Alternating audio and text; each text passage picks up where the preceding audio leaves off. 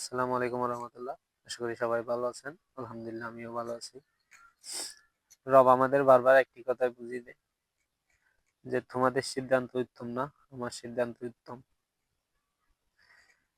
এর কারণ আমি এই পেঁয়াজগুলো লাগাইছিলাম শখ করে।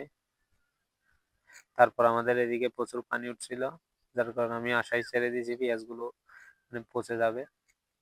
বাট সবগুলোই পেঁয়াজ টিকে গেছে এবং অনেক বড় হয়েছে এবং সুন্দর হয়েছে। এটা থেকে আমরা বুঝতে পারি আমাদের সিদ্ধান্ত সবকিছুই ঠিক হয় না। তাই আমাদের উচিত আল্লাহর উপর ভরসা করা, যাই কিছুই করা সবকিছু ঠিকঠাক যত্ন করা, ঠিকঠাক পরিচর্যা করা। তাহলে আমরা বুঝতে পারবো রবের সিদ্ধান্ত উত্তম। কারণ এগুলো যেগুলো আমি মনে করছি হবে না, সেগুলো আল্লাহর রহমতে সবচাইতে ভালো হয়েছে, অনেক সুন্দরও হয়েছে। এখন দেখা যাক কতগুলো পেঁয়াজ পাইতে পারি। আসলে এগুলো আমি পাইলেও কোনো সমস্যা নাই, না পাইলেও সমস্যা নাই, কারণ এগুলো আমি শখ করে করছি। ভবিষ্যতে ইনশাল্লাহ সামনে যদি প্রফেশন হিসেবে নিয়ে আরো বেশি করার চেষ্টা করব। তবে অবশ্যই পেঁয়াজের চারা লাগাতে হয়। আমি পেঁয়াজ লাগাইছিলাম, আমাদের এদিকে তেমন একটা পেঁয়াজ চাষ প্রচলন নাই, যার কারণে আমি পেঁয়াজ চারা পাই নাই, সেজন্য পেঁয়াজ লাগাইছি। জানি না পেঁয়াজ হবে কিনা, যদি আপনারা জানেন অবশ্যই কমেন্টে জানাবেন। আর যে গাছগুলার আমি কোনো আশাই করি নাই, দেখেন আজ ফুলে ভরে রয়েছে, আলহামদুলিল্লাহ সবচাইতে সুন্দর হয়েছে গাছগুলা। এটা থেকে একটা জিনিস মনে পড়ে, মানে আমরা যেটা হবে না মনে করি সেটা সবচাইতে ভালো হয়, আর যেটার উপর আশা করি সেটা হারাই ফেলি।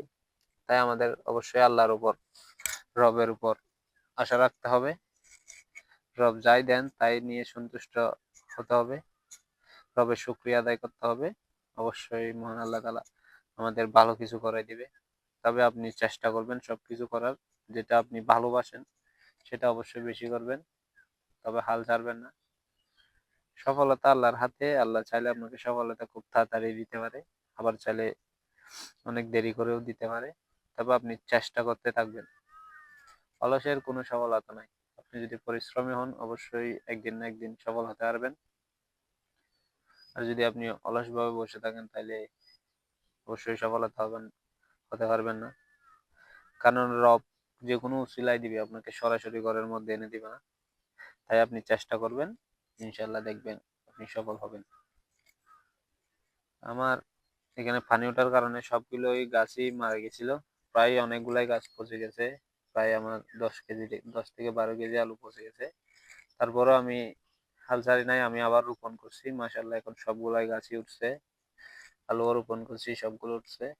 তাই এটা থেকেই বুঝতে হবে একবার না পারিলে হার মেনে নেওয়া যাবে না, চেষ্টা করতে হবে। অবশ্যই চেষ্টা চালিয়ে যেতে হবে যতটুকু পারেন।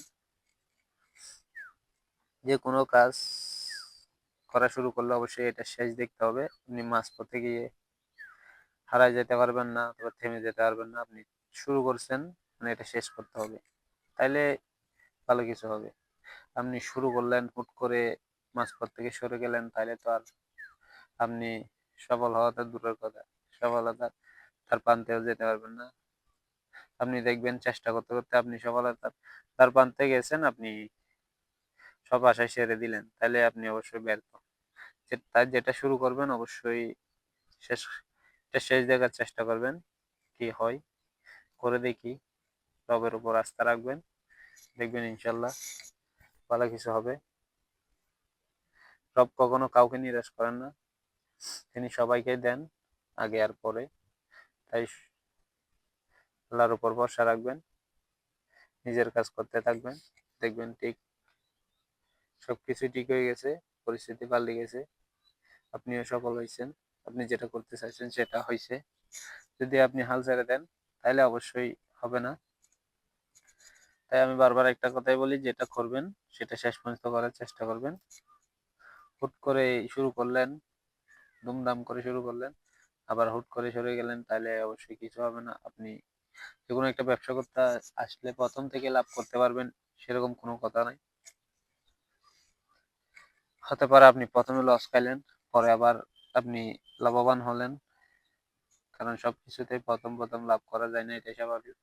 তাই আপনি অবশ্যই ব্যবসা যদি করার ইচ্ছে থাকে, অবশ্যই প্রথমে লসের কথা ভেবে ব্যবসা করবেন। যদি সবসময় লাভের কথা ভেবে ব্যবসা করেন তাহলে আপনি ব্যবসায় টিকে থাকতে পারবেন না।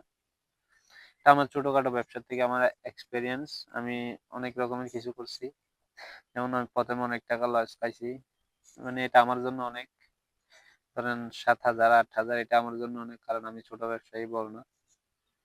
তো পরে আবার সেখান থেকে আমি প্রায় 16 থেকে 20 হাজার টাকা ইনকাম করছি, কারণ আমি এটা ধরে রাখছি, ছেড়ে দিই নাই। মানে আমি লস খাইছি আবারও ট্রাই করছি, লস খাইছি আবারও ট্রাই করছি, এভাবে করতে করতে শেষ পর্যন্ত আমি অনেকটাই লাভবান হয়েছি, মানে এখনো করতেছি।